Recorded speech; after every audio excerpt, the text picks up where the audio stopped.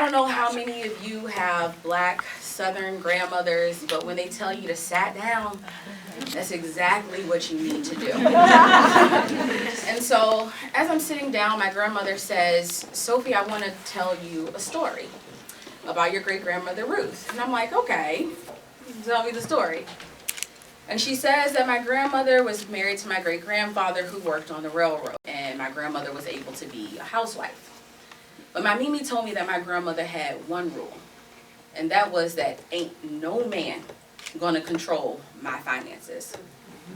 And so she worked odd jobs to make money. Eventually, she made enough to buy a 5-bedroom home. And she rented out, and she rented out single rooms for residual income. Talk about Airbnb before it's time. And my grandmother looked me in the eye and she said, "Sophie, your great-grandmother was an entrepreneur." Very Southern tone. And that no matter what was handed to me in life, to never settle. I would come to realize that Ruth was my first bridge. So fast forward to 2007, and I'm at Virginia Tech.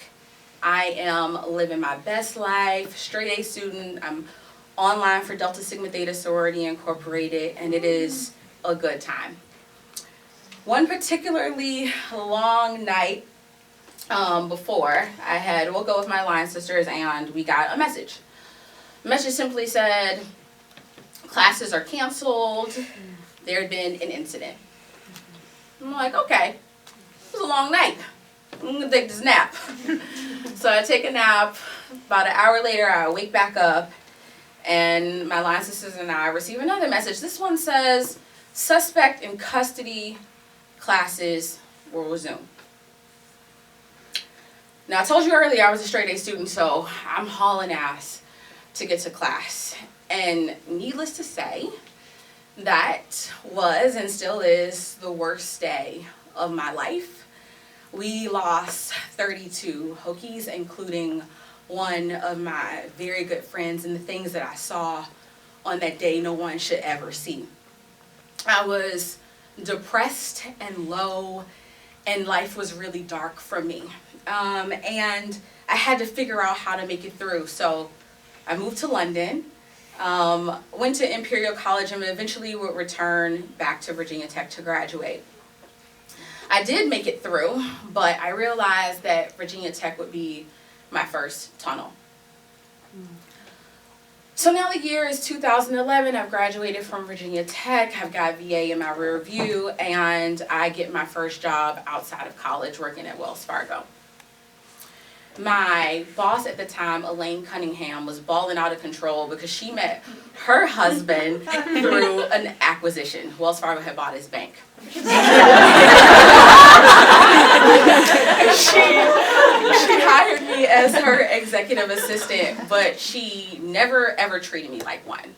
She would take me on business trips and let me in on really big business deals and got me managerial classes and eventually gave me my first management job.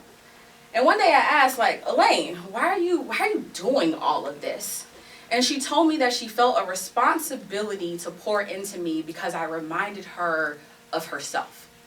And that her only requirement of me was to pay it forward. See, Elaine, like Ruth, was a bridge. So it's 2018 now, and I'm at the peak of my career. I've graduated law school. I'm working on Salesforce Philanthropy Cloud. I'm making more money than I ever made. Your girl is on planes, trains, automobiles. She's in the malls. She's down. The golden handcuffs were good. But I get a call from one of my close friends from VT, and he had this idea of mixing fintech with impact. This idea would require me to leave the life that I had grown very to do something more and to be something more for others. And I would realize that Salesforce, much like Virginia Tech, was a tunnel. So why am I talking to you about bridges and tunnels other than the hopefully obvious metaphor that we're here in Manhattan? But there are things, situations, places, moments that will accelerate your career. And those are bridges. And there are things, places, and moments that you have to struggle and persevere through. And those are tunnels. But on the opposite side of both is opportunity. And so I want to encourage you to take advantage of the bridges and to persevere through the tunnels, because I have never met a badass woman in my life that squanders opportunity.